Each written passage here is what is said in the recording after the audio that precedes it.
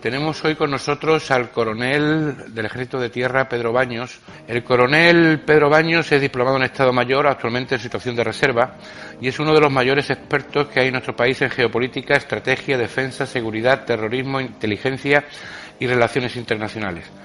Coronel, buenas tardes. Hola, buenas tardes. La primera pregunta es obvia. ¿Cómo se domina el mundo? Pues se domina de muchas formas, no hay una única.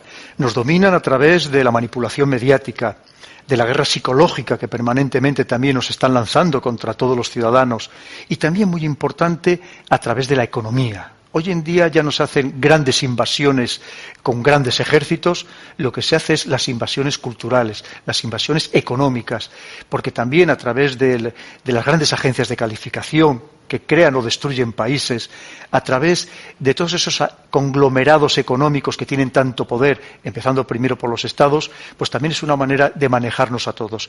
Quiere decir que es un conjunto de circunstancias que nos llevan a que, sobre todo los países medianos o los países pequeños, pues en cierto modo seamos dominados, tremendamente dominados por los países más poderosos. Muchas veces siempre se ha dicho que en muchas ocasiones el mantenimiento de conflictos bélicos en determinados países se ha debido a que había detrás una industria armamentística que estaba ganando dinero. Todos los conflictos, todas las guerras tienen una vertiente económica, absolutamente todos. Quiero decir que no es que significa que sea la principal, que sea la prioritaria, pero en cualquier caso esa vertiente, ese lado económico siempre existe. Y muchas veces se hace la guerra no solo por interés económico, sino también con instrumentos económicos. Hoy en día cuando a mí me preguntan, dice, ¿va a haber guerra entre Corea del Norte y Estados Unidos? Y yo, si ya están en guerra. Están, además de la guerra mediática, que permanentemente se lanzan unos a otros, también existe esa guerra económica. Estados Unidos le impone sanciones, le impide negociar en el mercado internacional, le impone bloqueos a sus cuentas en el extranjero. Quiere decir que eso también es guerra económica. Y todos los conflictos, como digo, todos tienen una vertiente económica. Podríamos hablar de Siria, donde es verdad que hay un enfrentamiento religioso, hay un enfrentamiento ideológico que también existe un enfrentamiento de geopolítica regional y mundial entre Estados Unidos y Rusia, pero también existen muchísimos intereses económicos. Por ejemplo, podríamos mencionar por dónde van a ir los trazados de oleoductos y gasoductos que provengan desde la costa siria hacia Europa. Y cuando hablamos de estas cuestiones, también hablamos muchas veces, por ejemplo, recientemente, nosotros hemos tenido ese problema en Cataluña, pero trasladándolo al tema internacional, en las propias elecciones norteamericanas se habló mucho de la intervención rusa en el tema de las propias elecciones a través de las propias redes sociales. ¿Desde un país se puede manejar la política de otro a través de las redes sociales como pasó en Estados Unidos? Absolutamente.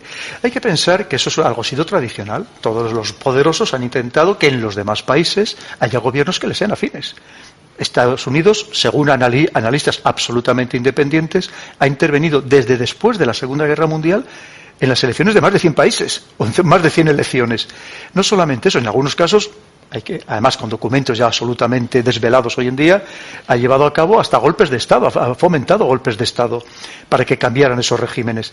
Y lo mismo lo ha intentado Rusia. Se considera que en su momento la Unión Soviética lo intentó la mitad de veces, unas 50 veces en todo el mundo. Significa que eso es algo tradicional. ¿Cuál es la diferencia hoy en día? La diferencia fundamental es el empleo de los medios electrónicos, del ciberespacio, de todo lo que hablamos de Internet, de las redes sociales, de la mensajería instantánea. Eso es lo que ha cambiado. Pero la esencia sigue siendo exactamente la misma. Hablaba usted hace un momento de Siria y cómo Siria hace unos días declaraba el fin de la guerra contra el Estado Islámico. ¿No hay ya miedo al Estado Islámico o ahora puede ser peor en los países europeos? Ha habido dos declaraciones estos dos últimos días. Por un lado, Irak ha declarado el gobierno de Bagdad oficialmente extinto el Estado Islámico, y por otro lado, Rusia ha hecho lo mismo en el caso de Siria y de hecho está empezando a abandonar sus fuerzas, parte de las fuerzas que tenía ahí desplegadas. Pero una cosa es derrotar al Estado Islámico desde el punto de vista militar, que es cierto que se ha conseguido, y otra cosa muy distinta es acabar con el sustrato, con la ideología que le vio nacer, con aquello que le arropó para que creciera y se expandiera de la manera tan rápida como lo hizo. Y eso no ha desaparecido. Y de hecho, sigue habiendo combates y seguirá habiendo atentados terroristas en Siria y en Irak. Porque el problema de los suníes que se sienten marginados, tanto en Siria como en Irak, ese sigue existiendo. Y me atrevo a decir que todavía hoy en día es mayor que en el 2001, en el 2011. ¿Por qué? Porque ha habido decenas de miles de muertos civiles. y los familiares están obligados a vengarles siguiendo las tradiciones existentes en esos lugares.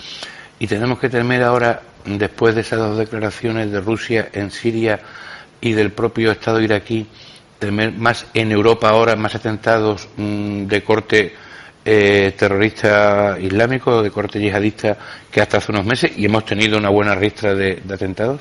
Lo van a intentar en toda Europa, y además aprovechando el momento de la Navidad, que para ellos es muy simbólico. Evidentemente, recordemos lo que pasó el año pasado, sin ir más lejos, en Alemania, contra un mercadillo navideño, y desde luego lo van a intentar. Para ellos esa simbología es fundamental. ¿Y por qué lo van a intentar? Porque el Estado Islámico, que también vive ya no solamente físicamente, sigue existiendo virtualmente en su califato virtual, va a intentar demostrar que sigue vivo, y para ello necesita un gran atentado. O un atentado, aunque no cause muchos muertos, pero que sea en un sitio donde tenga mucho eco mediático, porque sea un objetivo de alto valor simbólico. Y además todo eso lo tenemos que enlazar ya no solamente con ese aspecto de ese anuncio de esa derrota militar del Estado Islámico, sino también pues con todo lo que está pasando actualmente en Israel, con el anuncio del señor Trump de considerar a Jerusalén como la capital de Israel. Pueden intentar, de alguna manera, hasta ahora en Israel no se ha producido un atentado de grandes dimensiones en esta época. ¿Pueden intentarlo allí en Israel, en estos momentos, después de haber decidido el gobierno israelí de declarar a Jerusalén su capital? Lo intentarán también.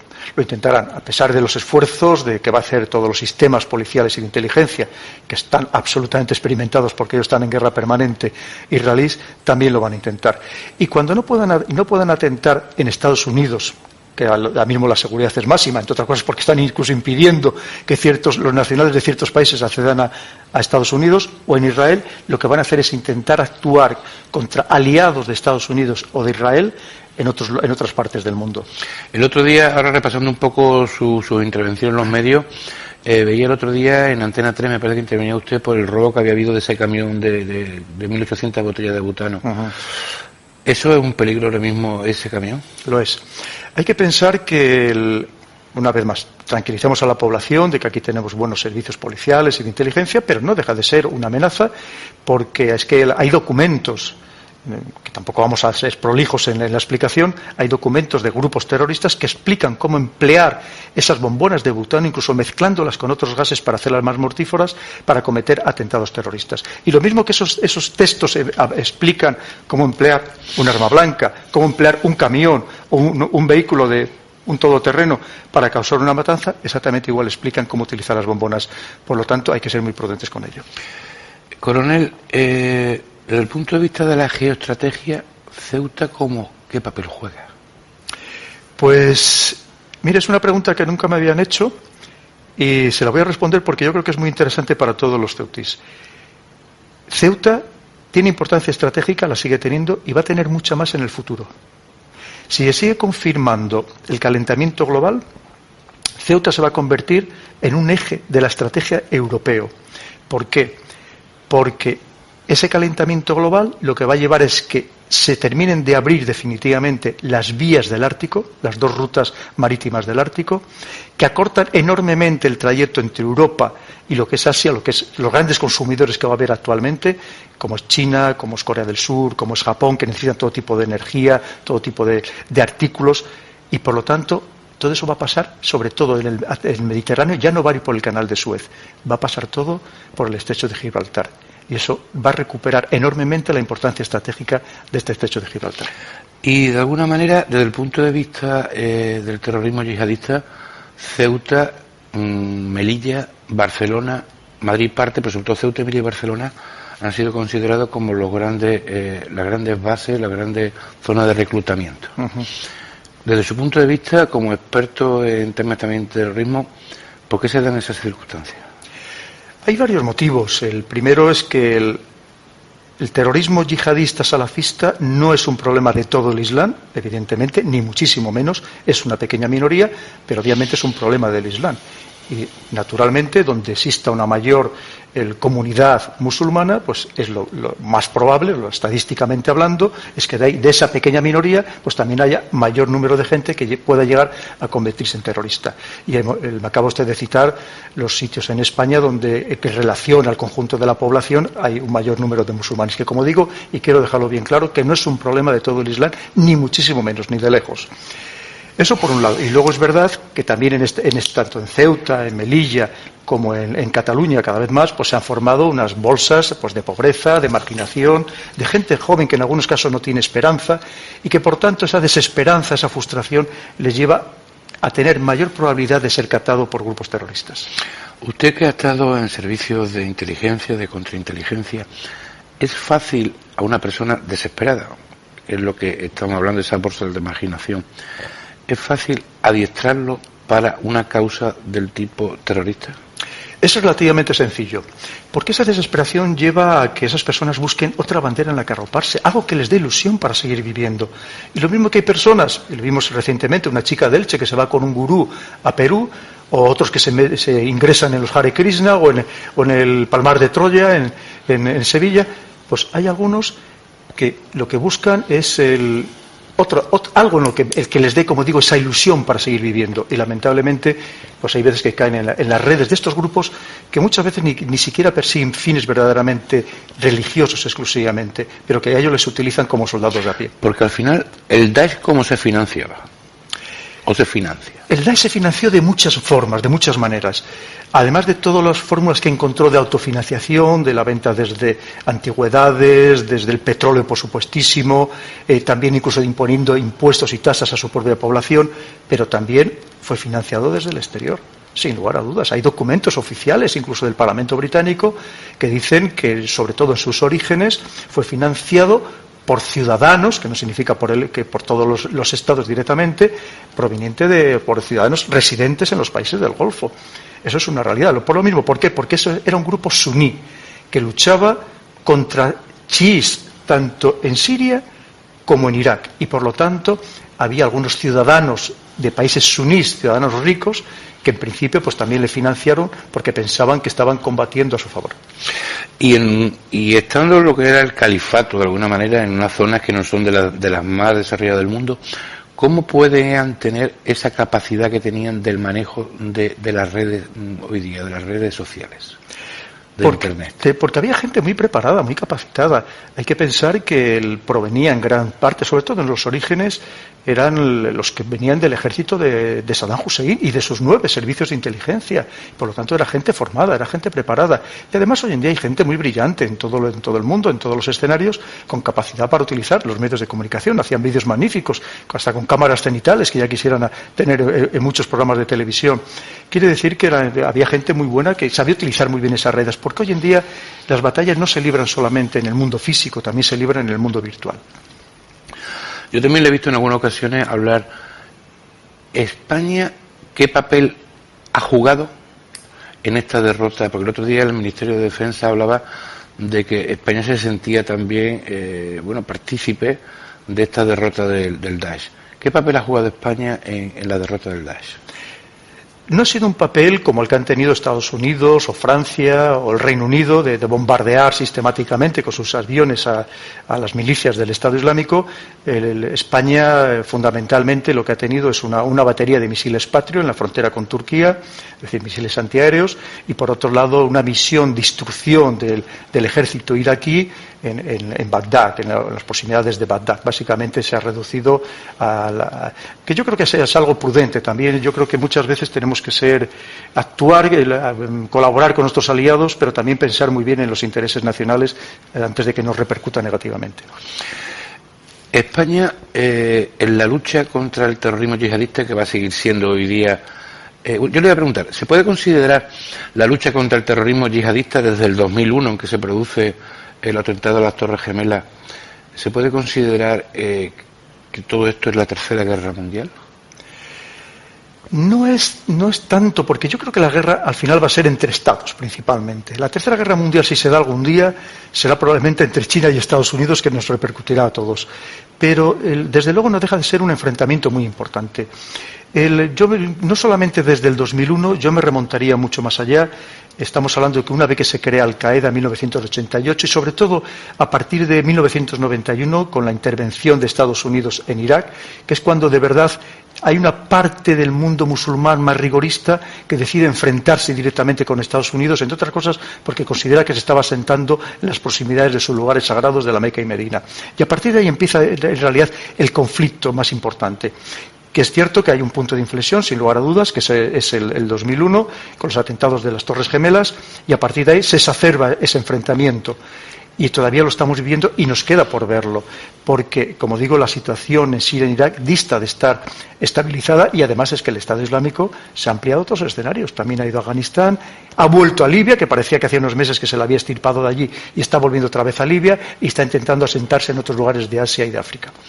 La colaboración entre España y Marruecos es muy importante de cara a prevenir atentados terroristas en nuestro país. Es fundamental, fundamental. Estas relaciones bilaterales, tanto policiales como de los servicios de inteligencia, son claves. Hay que pensar que el Marruecos es un gran parapeto del terrorismo salafista yihadista. Ellos tienen también muchísimo interés, porque también está creciendo de manera importante el rigorismo, el extremismo islamista en su territorio, y también es un parapeto incluso de cara a otros islamistas yihadistas que provengan de África subsahariana. Con lo cual, tener buenas relaciones con Marruecos es absolutamente fundamental. A nosotros nos interesa, y de hecho se mantienen, y además a un nivel muy elevado y muy satisfactorio. Y esas buenas relaciones que tenemos con Marruecos, porque se nos llena, tanto a los gobernantes de uno y el otro lado de la frontera, se les llena la boca de decir esas relaciones. También tenemos esas relaciones con nuestros socios europeos a la hora de esas conexiones, de esa inteligencia en el tema de lucha contra el terrorismo, en este caso contra el terrorismo yihadista. Como Unión Europea, no, y hay que decirlo con esa rotundidad. A nivel bilateral, sí, por ejemplo con Francia. La misma relación, buena relación que tenemos con Marruecos, la tenemos con Francia, porque también los intereses son comunes, y Francia es un problema gigantesco el que tiene, en este caso, con el terrorismo yihadista. Pero en el conjunto de Europa no, porque además un motivo muy sencillo, porque para muchos países europeos esto no es un problema. No es un problema porque ellos no han sufrido atentados. Hay algunos países que prácticamente no tienen musulmanes dentro de su territorio. Podríamos hablar de Eslovaquia, que el porcentaje de musulmanes con respecto al total de la población es del 0,05%, vamos, que podemos decir casi decir que hay dos. Y una vez más, no es un problema de todo el Islam, ni muchísimo menos, pero obviamente donde hay una pequeña colectividad musulmana, pues es muy difícil que ni siquiera haya uno solo que se radicalice de tal modo que llegue a convertirse en terrorista. Con lo cual, al no existir la misma percepción de la amenaza, pues también es muy difícil, o por no decir imposible, que exista una comunidad de intereses y, por lo tanto, una comunidad de actuación a la hora de enfrentar al terrorismo. España tiene, cuando hablo de servicio de información, puedo hablar de servicio de información del Cuerpo Nacional de Policía, puedo hablar del de la Guardia Civil, puedo hablar del CNI, puedo hablar del propio de la Fuerza Armada. ¿España tiene unos buenos servicios de información y de inteligencia en general? Buenísimos, buenísimos. Hay que pensar que nosotros hemos sufrido durante muchísimos años el azote del terrorismo de ETA. No es exactamente el mismo terrorismo, pero hay gente muy formada, gente que además, afortunadamente, el terrorismo de ETA ya no es lo que fue, que muchos han pasado de ese terrorismo al terrorismo salafista yihadista, y sobre todo porque a partir de nuestros atentados de 2004 prácticamente se duplicó el número de personal del CNI, y básicamente todos relacionados o encaminados hacia este terrorismo salafista yihadista. Lo que quiero decir con esto es que aquí tenemos un personal muy bien formado, muy bien preparado, muy eficaz, y sobre todo porque el nivel de la amenaza que tenemos aquí no es ni de lejos el que tienen otros países europeos. Hay que pensar que de aquí han salido a combatir a las filas del Estado Islámico, que no significa que además todos fueran españoles, pero de nuestro territorio nacional han salido a combatir unas 200 personas. En otros países europeos es 20 veces más comparado con su población. Por lo tanto, aquí tenemos unas circunstancias muy diferentes. Y luego, además, también hay circunstancias muy diversas que nos diferencian con el resto de los países europeos. Aquí, ahora es cuando se están pensando a formar estos guetos, quizá probablemente por la situación que hemos comentado de Ceuta y Melilla. En otros países lleva mucho tiempo formándose esos guetos, esos barrios marginales, esas bolsas muchas veces también de pobreza y, como digo, de exclusión. Y por otro lado, también es verdad que nosotros somos un pueblo muy diferente, muy diferente. Aquí nos digan lo que nos digan, nos traten de convencer a los extranjeros de todo, de cosas que no son verdad. Nosotros somos un pueblo muy abierto, muy tolerante, que aceptamos muy bien la diversidad. Aquí no ha habido casos de racismo, de xenofobia, como sí que ha habido muy importantes en otros lugares de Europa. No significa que no haya algún caso puntual, me refiero a casos verdaderamente significativos de un grueso de la población que se vuelque contra otro grueso de la población. Aquí no ha existido. Y además también nosotros hemos sido un ejemplo absoluto, el pueblo español, de cómo reaccionar ante el terrorismo salafista. En algunos casos en el extranjero sí que ha habido reacciones muy negativas, y aquí en cambio el pueblo ha sido tolerante, y a veces hasta excesivamente tolerante. ¿Los españoles nos sentimos orgullosos de ser españoles? No lo suficiente, porque aquí nos crearon una leyenda negra hace ya siglos, que muchas veces nosotros mismos no somos capaces de quitarnos la máscara que nos tendieron y somos todavía tremendamente cañitas y sobre todo con una capacidad de autodestrucción que casi no tiene parangón en el resto del mundo. Quiero decir que tenemos que ser, una vez más, tenemos que considerarnos como un pueblo realmente valioso, un pueblo con imaginación, con creatividad, con iniciativa, que allí donde vamos damos un ejemplo a todo el mundo. Y pongo el caso, vamos a hacer casi 30 años que llevamos realizando misiones relacionadas con la paz en el exterior, han pasado más de 150.000 militares y no ha habido el más mínimo problema, solamente hemos recibido muestras de cariño, de respeto, de admiración. Y eso lo pueden decir muy pocos ejércitos del mundo. Porque nosotros, como digo antes, somos un pueblo muy especial, somos un cruce de culturas, somos aceptados y queridos por todo el mundo. Solamente que nos hace falta darnos cuenta de ello. Y muchas veces no somos capaces de darnos cuenta de ellos porque somos tremendamente localistas. Yo recomiendo a la gente que se dé un poco vueltas por el mundo, vea cómo están los demás países donde la gente te mata por robarte el móvil o la gasolina del vehículo sin preguntarte absolutamente nada. Y aquí tenemos un país verdaderamente maravilloso y que por favor no consintamos que nadie nos lo quiera destruir. ¿Usted le gustaría que el español sintiera, por un símbolo como es la bandera, el mismo orgullo que pueden sentir, por ejemplo, un francés con la suya, o un inglés o un norteamericano? Yo me atrevo a decir prácticamente en cualquier lugar del mundo, menos en España, porque yo me he paseado por muchos países del mundo, he tenido esa gran fortuna y lo que aquí vivimos yo no lo he encontrado en ningún sitio. Y algunas veces, de verdad, a mí se me han saltado las lágrimas de pensar cuando la gente cantaba el himno, cómo abrazaba su bandera, cómo se ponía la mano en el pecho, y digo, en muchísimos países al margen de Estados Unidos, y verdaderamente cuando veníamos aquí veíamos que la gente tenía miedo de llevar la propia bandera nacional. Yo creo que eso es muy triste, muy lamentable. Yo creo que tenemos que superar nuestro pasado, buscar la forma de entre todos cerrar heridas, además heridas que estamos abriendo a una juventud que no las conocían, que las ignoraban por completo, y yo creo que eso es tremendamente negativo. Yo no quiero entrar en temas políticos, creo que lo deben solucionar los políticos, pero por favor que lo solucionen. Lo que tenemos que cerrar una vez las heridas, de una vez por todas, volvernos a considerar un país unido, porque si España es un país unido y fuerte, todavía podemos ser mucho más de lo que somos. Para España estamos en todos los parámetros indicadores de desarrollo social, desarrollo humano, entre los 10, 12 primeros países del mundo, pero por favor, todavía podríamos ser mucho más y podríamos tener mayor influencia si de verdad estuviéramos todos unidos y nos convenciéramos del gran potencial que tenemos. Vamos a ir terminando el programa y la última pregunta que yo le quiero hacer es: ¿qué futuro? Es su deseo, lo que usted ha dicho de unido, pero desde su punto de vista como analista, ¿qué futuro le espera a nuestro país? Europa en general, por no referirme solamente a España, tenemos un futuro muy incierto. Esa es la realidad. No podemos ignorarlo. Hay problemas que tenemos ahí, el problema de las pensiones, sin ir más lejos. Tenemos una juventud que también está muy frustrada, que tenemos la juventud más hiperformada de toda la historia de España o de Europa, y que en cambio vemos que tiene muy pocas salidas laborales, que es que va a ganar la mitad, ya está ganando la mitad de lo que ganan de pensión sus abuelos, que tienen un futuro que ya no va a ser clase media a pesar de todo lo que hayan estudiado, que muchos de ellos se van a quedar en clase baja. Y estamos creando una sociedad muy complicada, una sociedad que también hay que alertarlo. Si los políticos no toman medidas serias de verdad, podemos encontrarnos con una revolución generalizada por parte de la juventud en toda Europa. Como siempre, hay gente que me dice, es demasiado pesimista. No, es que los militares somos muy realistas, porque hemos visto las guerras, las hemos vivido en primera persona. Yo, en mi caso, las viví en plena guerra en Bosnia y sé de lo que hablo. Sé cómo las revoluciones prenden muy rápidamente y por eso, antes de que lleguen a prender, tenemos que ser capaces de poner los remedios. Coronel Baños, muchas gracias por haber estado y hasta una nueva ocasión. Hasta cuando ustedes quieran, encantado.